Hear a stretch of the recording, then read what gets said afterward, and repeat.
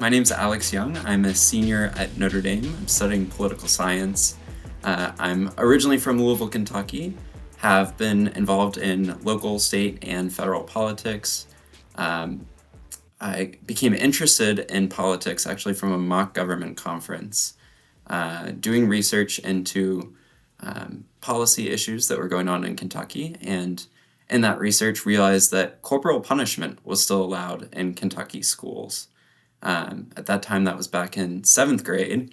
Realized that my classmates just a couple counties over were being paddled in schools and thought that was insane and unacceptable. So I wrote to my state lawmaker and we worked together on a piece of legislation that would end corporal punishment in Kentucky schools. So that was my introduction to politics. Worked on that issue probably 8, 9 years in total. It took years in the legislature to get passed in the House and then stalled there. We found another alternative way, and we can talk more about that in a little bit, but that was the introduction, and then worked for the Indiana Democratic Party when they were working on lots of local elections that were very exciting. Had some big wins in mayoral elections, so that was exciting. And then happened to be lucky enough to serve in the Biden-Harris administration in the final summer months. And I worked in the Office of Presidential Correspondence, where I got to read mail and concerns from the American public. So that was really exciting. And now I'm working back in local politics on Louisville Mayor Craig Greenberg's campaign.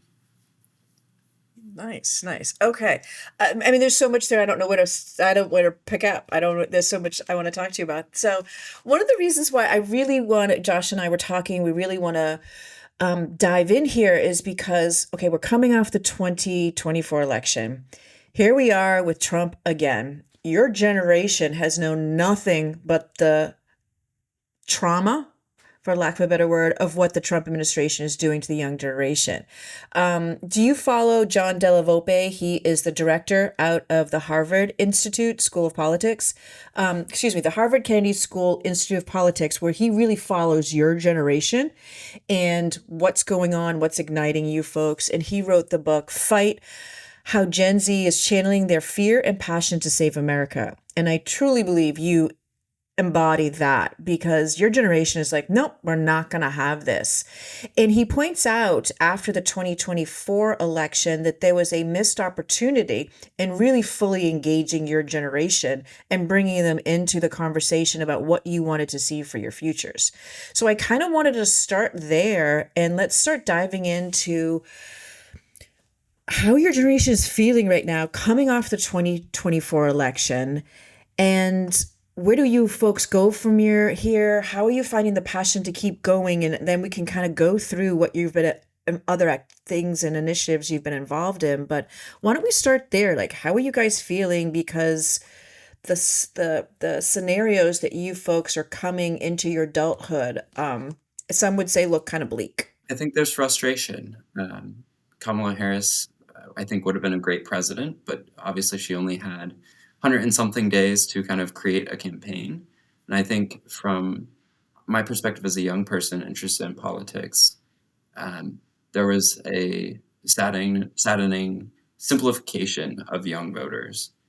There was this idea that memes or content creators would be enough to speak to an entire generation. And I think that really dumbed down trying to mobilize young voters. And I think that was a huge problem. There was no real messaging, I don't think, on substantive messaging on how we can engage young voters, what we care about, whether that's rising costs, affordability.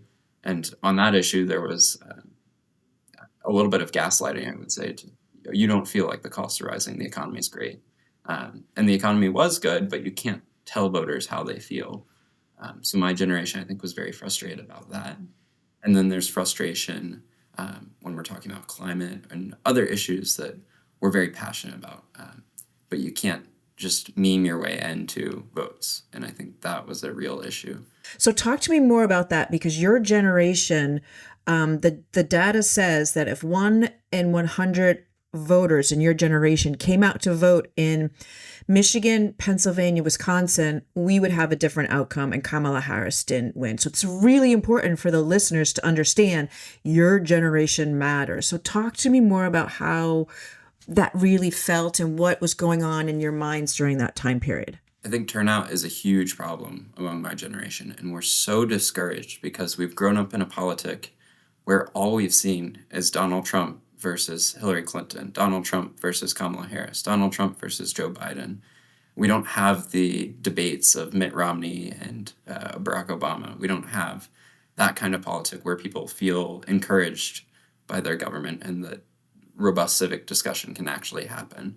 So I think there's just this willingness to like withdraw from politics completely because it's discouraging and you don't want to hear about it.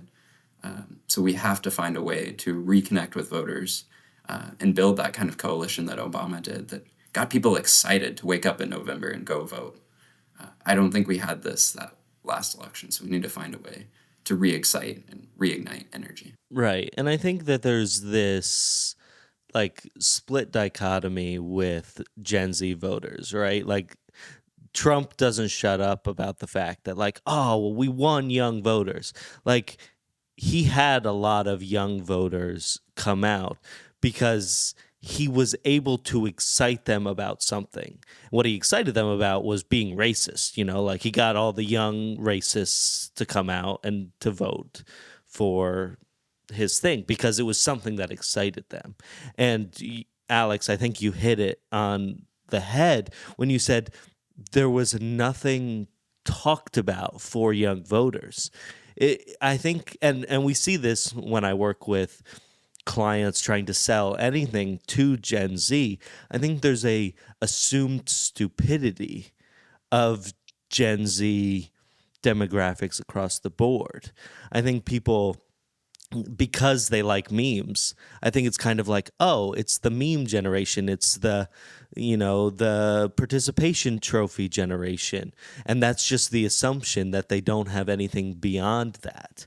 And there's not they actually have thoughts and opinions on issues, and that's where it ends. And so there's this issue across the board. And I think Kamala Harris had a lot of other issues fighting against her. So I think she's a terrible example for this because there's so many other things that she was dealing with, not to mention the racism and sexism and the 107 days and all of this. But I think even when we're seeing this across the DNC on a local level, we see this happening as well, where we're dumbing down Gen Z audiences. And Alex, I'm curious your thoughts more on that. I think you're exactly right. Donald Trump was able to mobilize young men my age because he found issues that they cared about, and he was willing to go on all these different alternative platforms and talk about them. It wasn't just me. I mean, the memes were engaging with some of that audience, but he was also willing to talk about the issues that people cared about, and that was inflation and affordability.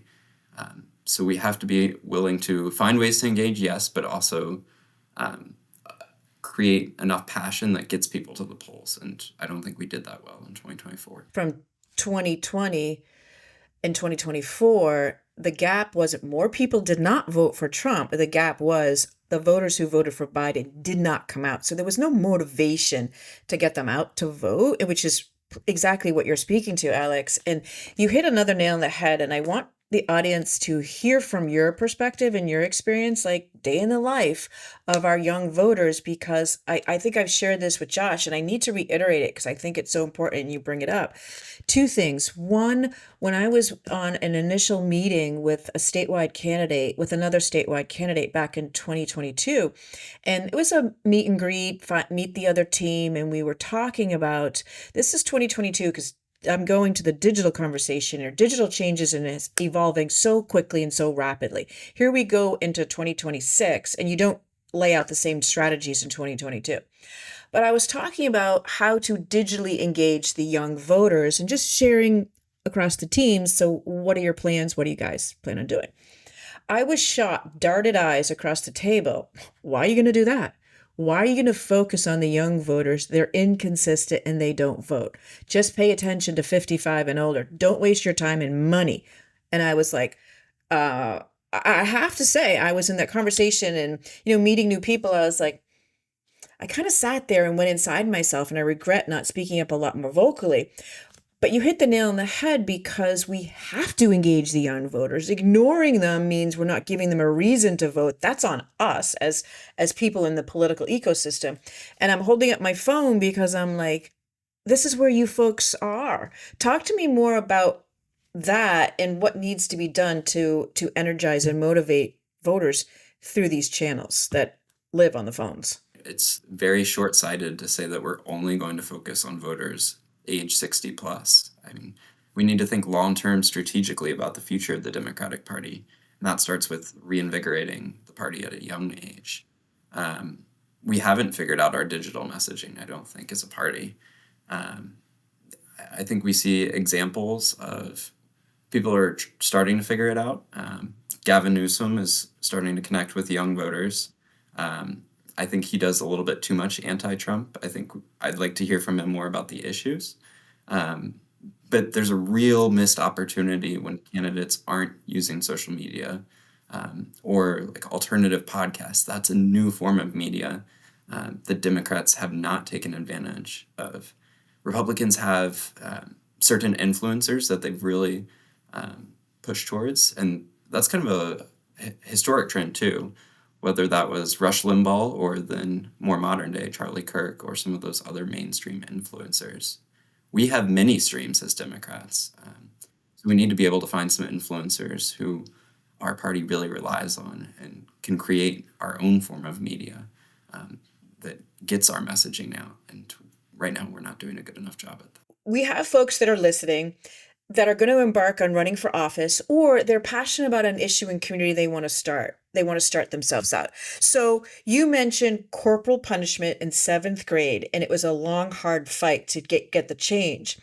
Walk me through some key elements that got to that successful point. Like, what has to happen? Because a lot of candidates get kind of stalled out where they see an issue, like in Indiana.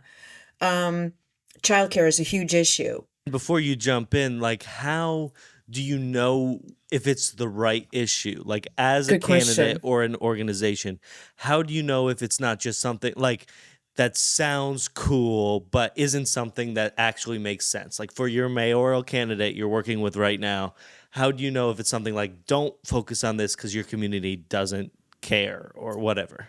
I'll start with corporal punishment. I think it wasn't a well talked about issue, so it probably wasn't the most pressing thing happening in Kentucky, but it was still a huge problem.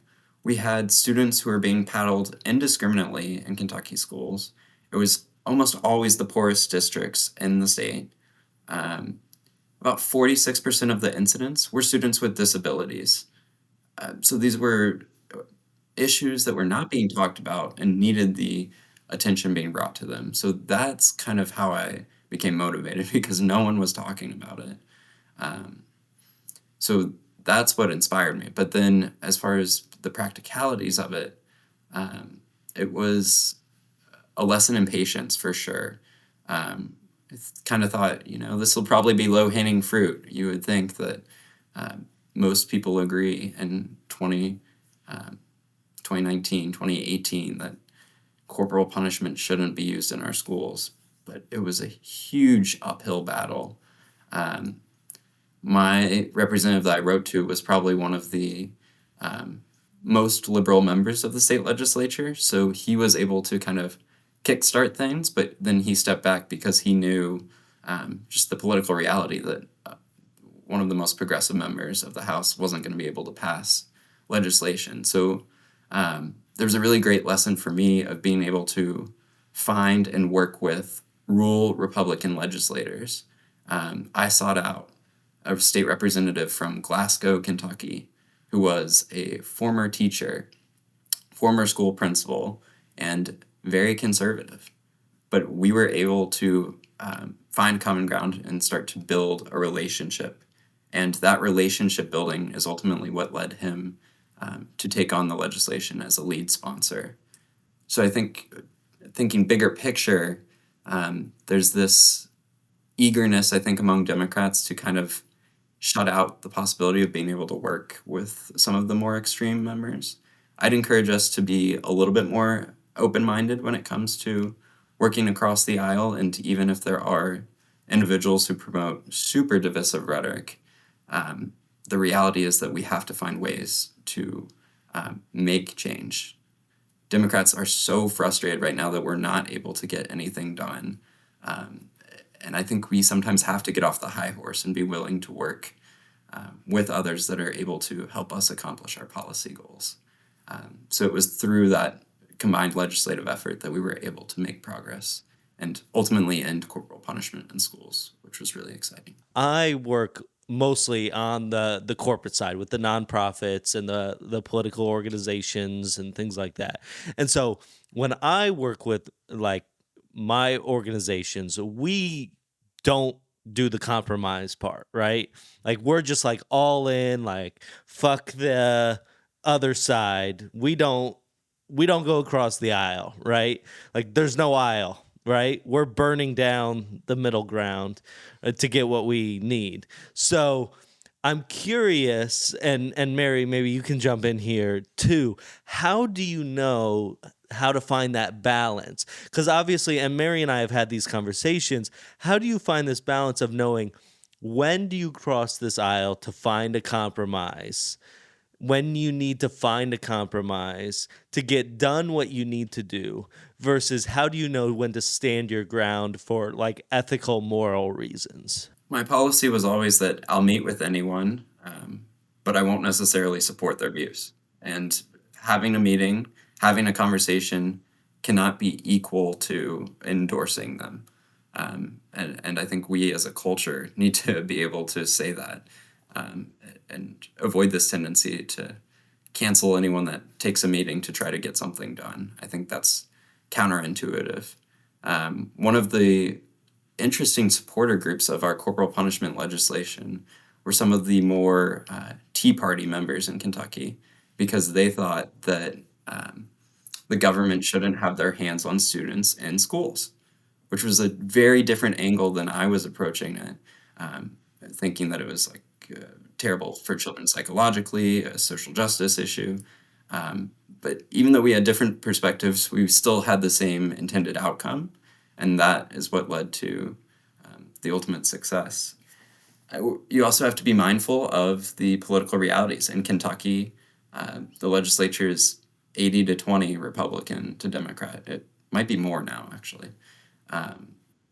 But we could stand and have our members just give floor speeches all day long about their complaints, or we could take advantage of the ability to work across the aisle and to actually work to get something done.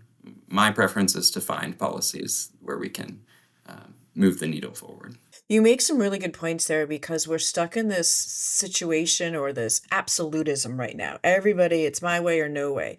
And I get that because some people are so hurt with the divisiveness, the inhumane actions and the racism and sexism and the attacks on the LGBTQ plus community and the transgender community. So it's understandable. I get that because when you strip somebody of their basic human rights, there's that feeling of defenses going up. That's understandable. But on the flip side, which you very nicely brought up, is we can't dig our heels so much at the cost of progress because that is what's holding us back. And how do we find that middle ground? Because you laid it out perfectly. We might not think how our thought processes on the issue might not be the same, but the end goal is the same. And you look at I'm going to bring up Marjorie Taylor Greene because you look right now, the coalition that she is making across the aisle on the Epstein files. She made a promise to constituents. Will I agree on everything else on Marjorie Taylor Greene? No, but it's really interesting that there's a little bit of a domino effect happening right now because she reached across the aisle and they had that big conference, news press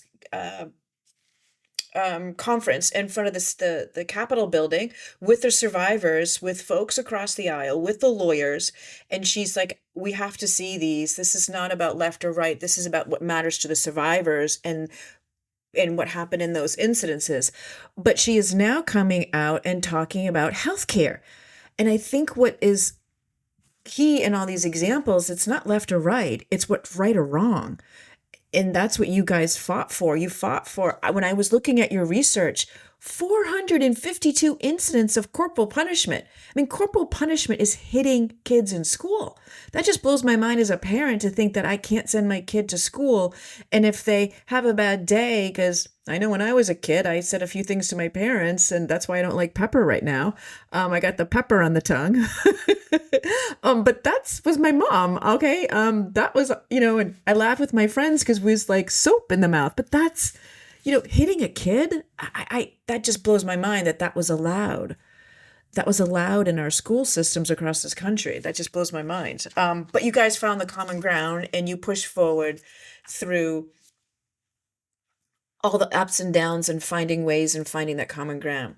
Now, have you been following the conversations here in Indiana about childcare? Because I know that your generation is very concerned about the economic issues that are around starting life, like buying a home, renting a home, student debt, and childcare is making the headlines across the country right now because of all the budget cuts.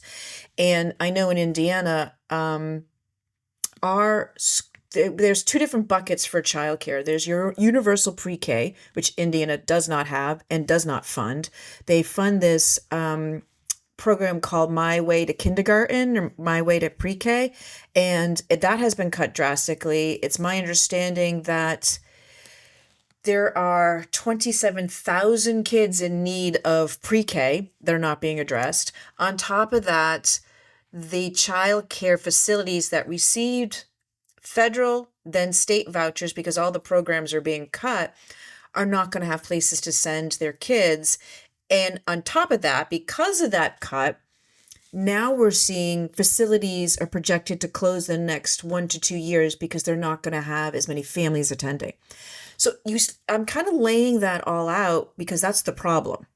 A lot of times in a community, you see a problem, but how do you start to tackle something like that? I think the first step is to look at models that have worked or at least made progress. Iowa, Republican state, has made a lot of progress on universal childcare, and their outcomes are improving. There's a great Georgetown University research study on universal childcare. So I'd recommend any listeners to check that out.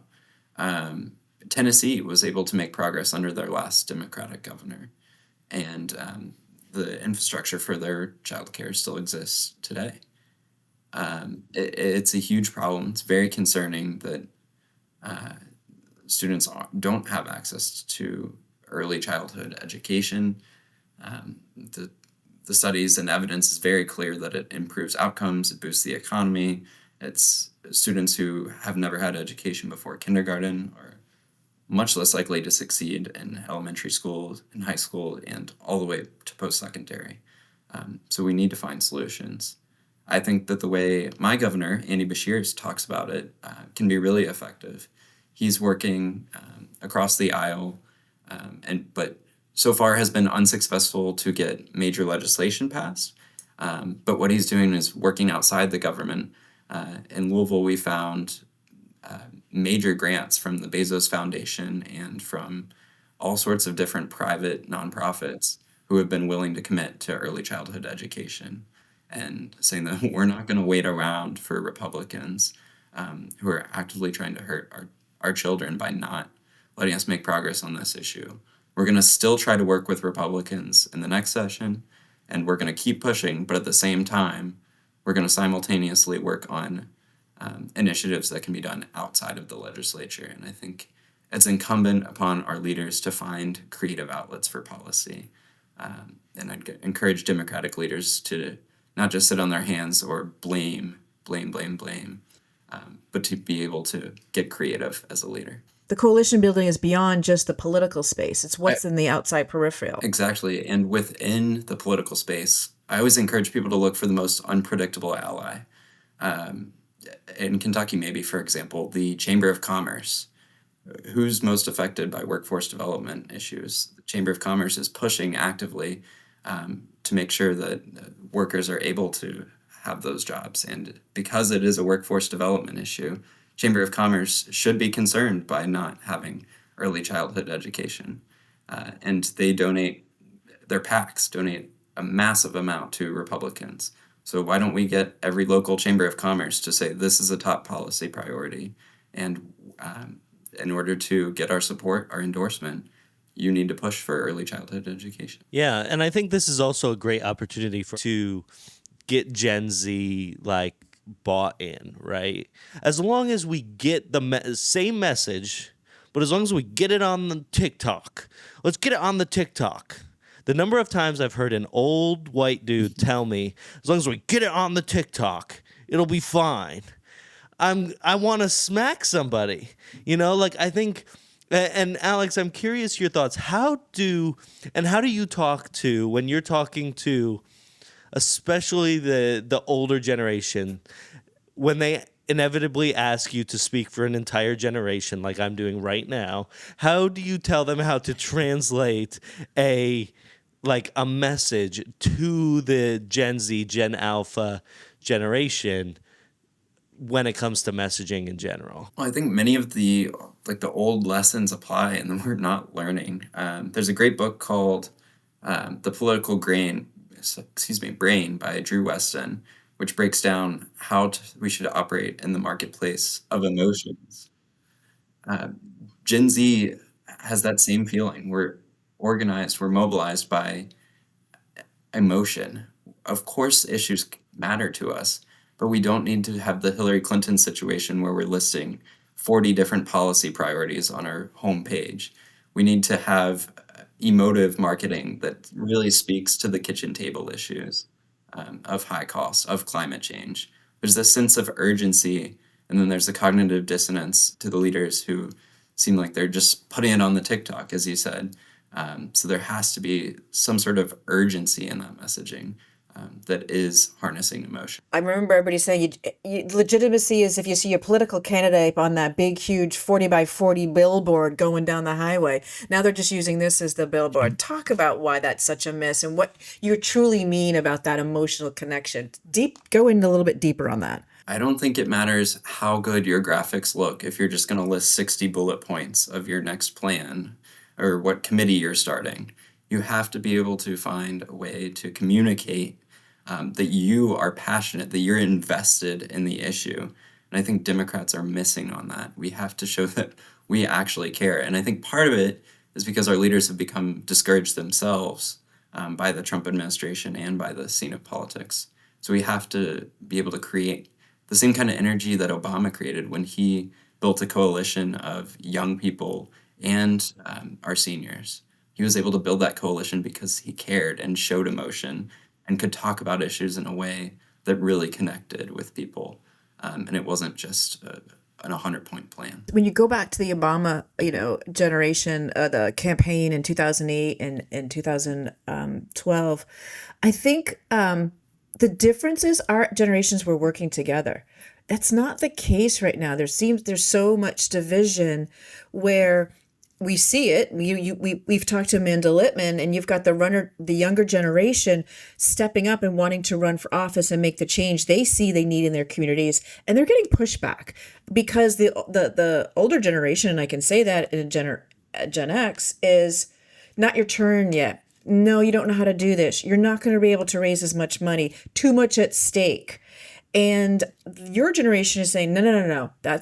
We can't wait for you to take action because the actions we're seeing that you're making don't align with what's needed in this moment. Would you agree? Would you disagree? Because I know candidates here in Indiana that are challenging sitting representatives, and somebody from the quote, air quotes, establishment said to him to his face, "You will get hurt if you continue and you run for this seat." Now, that person didn't mean physically, they meant your political reputation. And I say the more the merrier. When you have a safe Democratic seat, the goal is to increase voter turnout and build a coalition and get your community involved. If another young person is going to elevate that conversation that the sitting person might not have thought about, and you have a more healthier debate and you get more people out to vote, hats off to both of you. Shake your hands and the best person wins. So when I say all that, what comes up for you?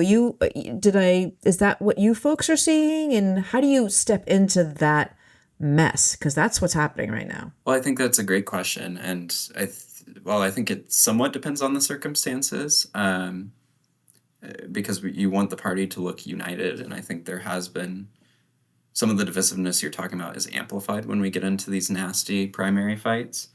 But at the same time, we have to have some concessions from like the oldest generation that has been in office for a really long time. We have to see some sort of willingness to work with folks my age, and whether that's bringing them into their staffs in like senior level positions, not just dinky internships, or like actually valuing their opinion. That's how you get people to be brought on board and to be able to make that transition smoother as we work, um, as our generation starts to take over those power roles. What I think the worst case scenario would be is that we have one massive transition at the same time because everyone in like the current generation in power either passes or retires all at the same time, and then we just have this massive upheaval because there was no smooth transition and we were never given the training or resources needed to be able to hold those positions of power and create a unified party. I come from the corporate side, and in the positions that I held in community, opening new stores, the number one objective in any role that I held was, am I training my successor? I needed to train somebody out of my, I Mhm. needed to work my way out of my position, to learn something else and to grow and to challenge myself and bring up the next person, the pipeline, the succession planning. We don't do that. It's more of a threat. And that's where we're falling short and getting the next Right. generation ready to lead. And it reminds me of, okay, we all know in Maine that Janice Mills, the governor of Maine, is now stepping in to run for Senate. Okay, she's 77 years old. It's not about ageism. It's not necessarily about ageism. It's not her age per se. It's her lived experiences that do not parallel the voting electric right now. And you've got Graham Planter. Is that his last name? I'm forgetting the fisherman who's, I love his launch commercial. It's amazing. Who's out there, who has been out there, and the quote establishment had to convince her to run. If you have to convince somebody to run, is their heart really in it? I mean, are we making the same mistakes? I mean, that is such an important seat in our larger ecosystem in the Senate, and we're going back down the same path in such an important state. Well, and I think there's this thing, and we're going to see this issue, like Alex is saying, where Gen Z isn't going to sit around for everyone else to get their shit together, right? There needs to be a transition, or Gen Z is going to try to step in and do it themselves. If they don't have the training, they're going to step in and do it themselves, and they're going to do it the best they can, but they're going to make whatever natural mistake would happen. The problem is then they're going to look like idiots, and there's going to be this whole upheaval, and there's going to be all of these issues. So what really needs to happen is there needs to be a natural transition. That would be what would be ideal. The problem is if you're doing it bad, if you're 8 million years old and you're doing a bad job, you should be bringing in this next generation to step in. One, you're going to do a better job because you're not just posting the same message on the TikTok, right? So Right. you're upping your own game, and you're bringing up the next level, as well as you're training them on some of those back end things that they don't necessarily realize. And so Yeah. you're doing this twofold element. And so, Alex, I'm curious if you've kind of seen this dichotomy. Like, Mary's more on the inside, I'm from more on the outside, seeing this happen and seeing this dichotomy where Gen Z is wanting to step in and is just going to win, push people out, and then we're just going to hope and see what happens next. I think you're exactly right. I think it would be a huge missed opportunity for us to not have a natural transition. And Gen Z, we can get fired up. We can get people who are willing to run. But I'd much rather have it be in this case scenario where we have the training and we're willing to be more moderate with our policy goals because we know we're not willing to just like throw everything away all at the same time. So we need to be able to get that training. And I think for the older leaders in our nation, they should view this as a legacy, that you're training young leaders, that you're training the next generation. That's a legacy item. That's not just being defensive now. That's thinking about the future of our party and of our country. It's basically, are you thinking about your own, it's a really good point. Are you thinking about your mark in the world? Are you thinking about, your power, who you're holding on to? Do you just like the title, and you're holding on to the title for what? I mean, it doesn't mean anything if you're not achieving anything for the greater good. Alex, what would you say to kind of those high school kids, those young kids that were you, right? Who they have a passion for this and they're looking at the state of politics now and they're like, well, what is the fucking point? I think the best place to get started is in local campaigns. Mary and I have seen this getting involved in your city council race, your mayor's race. That's the way to really start to understand how like this microcosm of politics works. And it's a great experience just of like how to mobilize people, how to communicate, and then you can always take that to the next step if you wanted to in the future. Just getting a taste for it, I think, is an outstanding place to start. As far as advice for young people, be patient. I know it is so hard when you're frustrated by politics, when you're frustrated by turning on the news. Just being patient enough to look towards the long term, getting involved in a race and not thinking that everything's going to change tomorrow. Democracy is a long-term project. We're not going to have this situation where you have this checklist of all these progressive items that you want, where it's just going to happen the moment that you take over or become in charge of something. So be patient, be willing to push the envelope, push others to try to make progress, but also don't throw away all the institutions that have gotten us to the point where we are today.